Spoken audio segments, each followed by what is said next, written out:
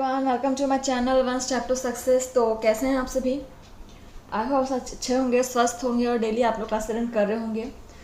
हम यहाँ पे आपकी बीपीएससी की प्रैक्टिस करा रहे हैं, आप लोगों को तैयारी करा रहे हैं, प्रिपरेशंस करा रहे हैं। ठीक है, तो जो भी हमें पढ़ना चाहते हैं, बीपीएससी के लिए प्रैक्टिस करना चाहते हैं, तो जुड़ सकते हैं हमारे साथ।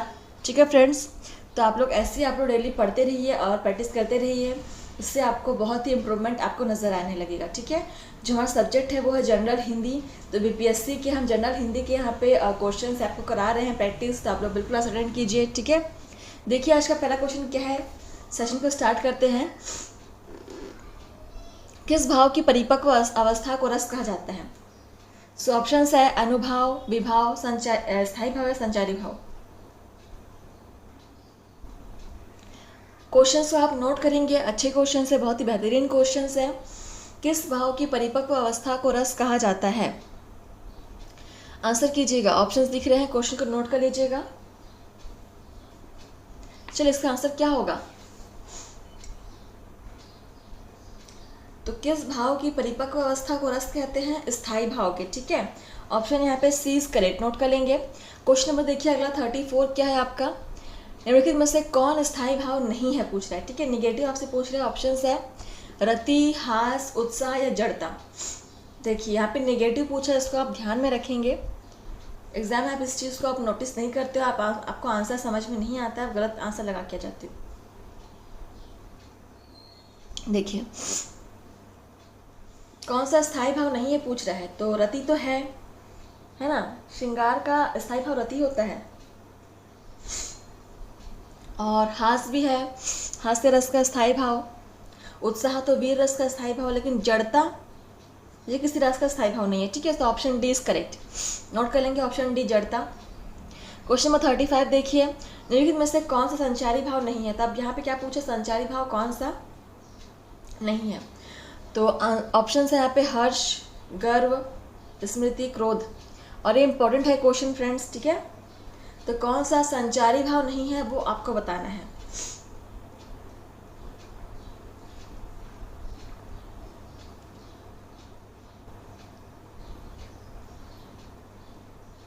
चलिए,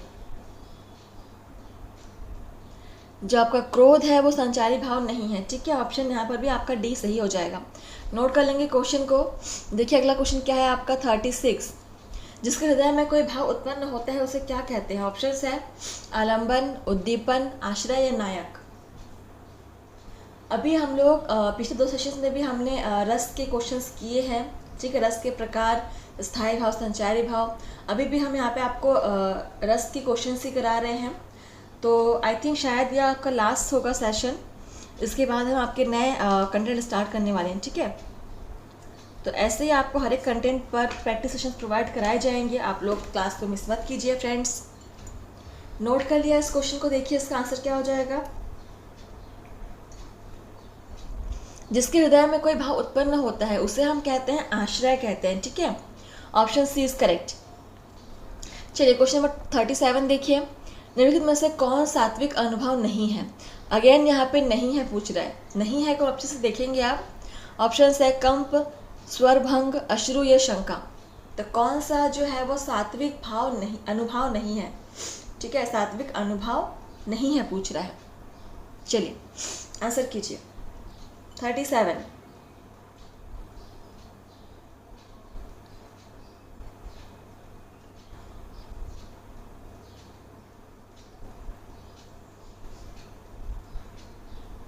चलिए बताइए, क्वेश्चन को नोट कर लीजिएगा, क्लास को सब्सक्राइब करना मत भूलिएगा फ्रेंड्स। ठीक है,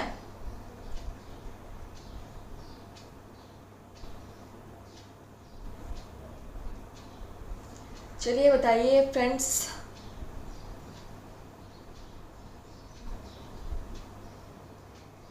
देखिए इसका आंसर क्या हो जाएगा, शंका। तो सात्विक भाव कौन सा नहीं है? शंका नहीं है, तो यहाँ पे ऑप्शन डी इज करेक्ट। ठीक है, शंका हो जाएगा। चलिए अगला क्वेश्चन देखिए क्या है 38, अभिमन्यु की मृत्यु पर उत्तरा का विलाप, प्रिय मृत्यु का अप्रिय संवाद पाकर विष भरा। तो इस पंक्तियों में निहित रस क्या है? ऑप्शंस है श्रृंगार, वीर, करुण या विभत्स। तो अभिमन्यु की मृत्यु पर जब उत्तरा विलाप करने लगी थी, उत्तरा पता है कौन है? अभिमन्यु की पत्नी थी, ठीक है। तो इस पर ये एक लाइन लिखा हुआ है कि प्रिय मृत्यु का अप्रिय महासंवाद, प्रिय मृत्यु का अप्रिय महासंवाद पाकर विष भरा। तो इन पंक्तियों में कौन सा रस निहित है, बताएंगे आप लोग।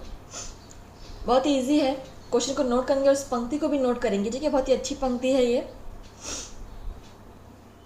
करुण रस है, ठीक है। Option C is correct, note कर लेंगे। क्वेश्चन नंबर देखिए 39 आपका, बैठी अटासर औधी बिसुरती पाए संदेश न श्रीपति पीके, इन पंक्तियों में निबद्ध रस है।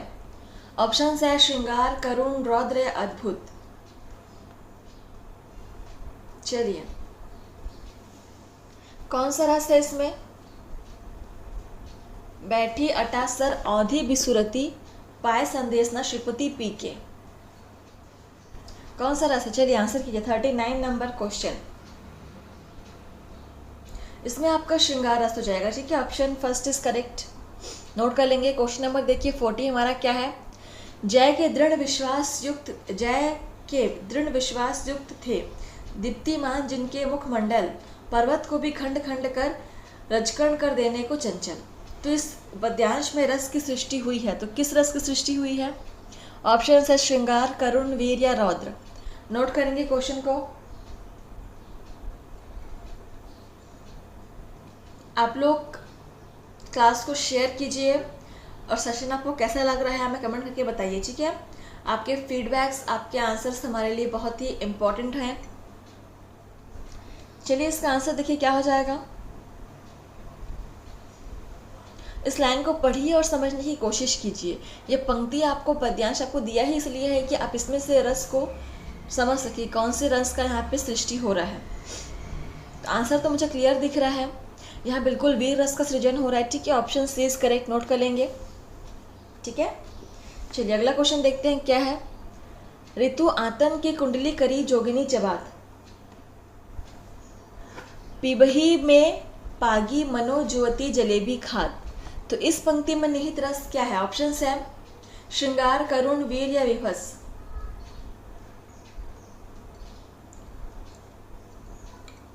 चलिए आंसर कीजिए। ऐसी पंक्तियां ही आपको एग्जाम में मिलने वाले हैं फ्रेंड्स, ठीक है। इसी पंक्तियों में से ही आपको रस को समझना पड़ेगा कि कौन से रस का सृजन हो रहा है। तो इन पंक्तियों को आप नोट कीजिए, हो सकता है कि ये रिपीट भी हो जाए, ठीक है। चलिए, रिपु आतन की कुंडली करी जोगिनी चबात, पिबही में पानी मनो जुवती जलेबी खात।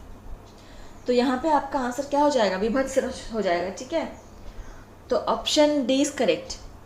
चलिए देखिए अगला क्वेश्चन क्या है आपका। अखिल भुवन चर अचर जग हरिमुख में लखी मातु, चकित भई गदगद वचन विकसित दृढ़ पुलकातु। तो इस पंक्ति में निहित रस कौन सा है? तो यहाँ पे आपको हिंट इस पंक्ति में ही दे दिया गया है, इसमें रस कौन सा हो जाएगा। देखिए क्या होगा इसका आंसर, आंसर कीजिए आप लोग।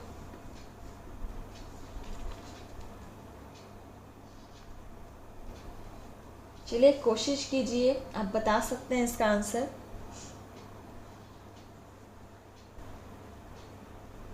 चलिए क्या हो जाएगा, देखिए अद्भुत, ठीक है। यहाँ पे option C is correct. Question number देखिए 43 आपका क्या है।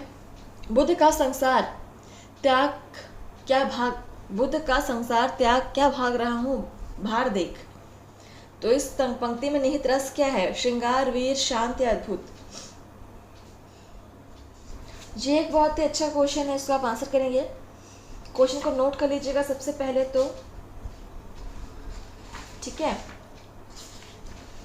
इसके बाद आप आंसर करेंगे। चलिए देखिए इसका आंसर क्या हो जाएगा, शांत रस हो जाएगा, ठीक है। Option C is correct, option C is correct. देखिए अगला क्वेश्चन क्या है आपका। क्वेश्चन नंबर आपका यहाँ पे टॉपिक चेंज हो रहा है फ्रेंड्स, ठीक है। यहाँ से आपका टॉपिक चेंज हो रहा है, ठीक है। तो अब हम क्या क्वेश्चंस करेंगे? छंद के क्वेश्चंस करेंगे। तो अभी तक हमने यहाँ पे आपका रस वाला क्वेश्चन सीरीज कर चुके हैं और अभी हम देखेंगे आपके छंद वाले क्वेश्चंस, ठीक है, चलिए देखिए पहला क्वेश्चन क्या है। ऑप्शन है गणों की संख्या कितनी है। सो ऑप्शंस देखिए 4, 5, 7 और 8। आंसर कीजिए। रस वाले क्वेश्चंस अब समाप्त हुए। अभी हम यहाँ पे छंद के क्वेश्चन स्टार्ट करें। छंद भी आपका एक टॉपिक है, हिंदी का बहुत ही अच्छा टॉपिक है। देखिए इसका आंसर क्या हो जाएगा। गणों की संख्या कितनी है, 8 होती है। ठीक है, ऑप्शन डी इसका नोट कर लेंगे, इसको नोट कर लेंगे। गणों की संख्या को कितनी होती है, 8 होती है। Option D is correct. Question number देखिए सेकंड आपका, मुख्य छंद मुख्यतः कितने प्रकार के होते हैं। ऑप्शन है 1, 2, 3, 4।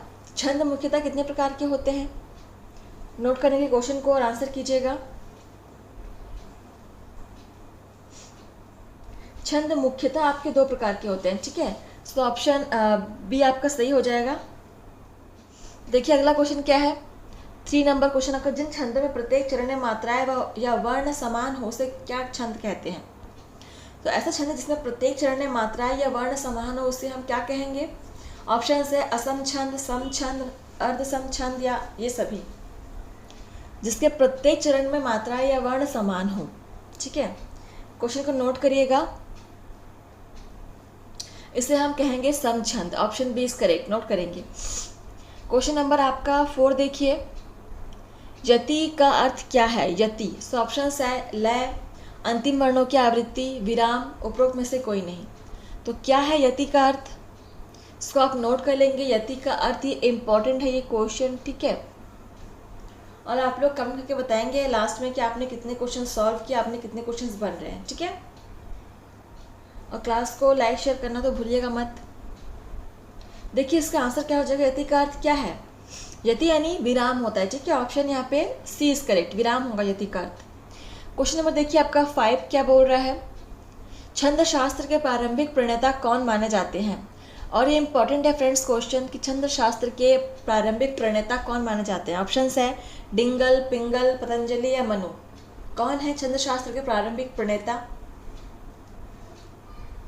मतलब छंद शास्त्र को सबसे पहले जिन्होंने प्रारंभ किया था, नोट करेंगे। और इसका आपका आंसर क्या हो जाएगा, देखिए पिंगल। ठीक है, ऑप्शन बी इज करेक्ट, पिंगल हो जाएगा। तो डिंगल आपको कंफ्यूजन करने के लिए दिया हुआ था, तो ऐसे एग्जाम में देख सकते हैं आपको डिंगल पिंगल, लेकिन आंसर आपको पिंगल पे ही लगाना है। ठीक है, क्वेश्चन नंबर देखिए अगला 6 नंबर क्वेश्चन, कितने अक्षरों के समूह को गण कहा जाता है। ऑप्शन है 2, 3, 4, 5। तो कितने अक्षरों के समूह को गण कहा जाता है छंद में। चलिए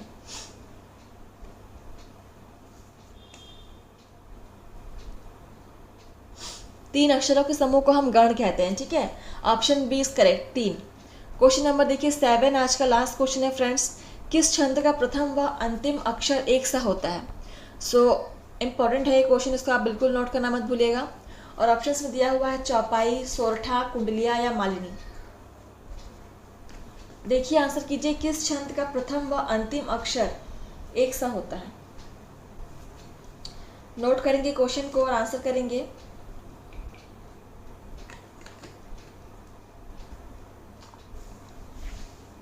कुंडलिया। ठीक है, ऑप्शन यहाँ पे सी आपका करेक्ट हो जाएगा। ऑप्शन सी इज करेक्ट, कुंडलिया। चलिए सेशन आपका यहाँ पे समाप्त होता है फ्रेंड्स। आप लोग बताइएगा हमें कमेंट करके आपको सेशन कैसा लगा। धन्यवाद फ्रेंड्स, तो आज के लिए बस इतना ही। आप लोग पढ़ते रहिए, मेहनत करते रहिए इसी प्रकार से। ठीक है, तो धन्यवाद, मिलते हैं नए सेशन में आप लोग से।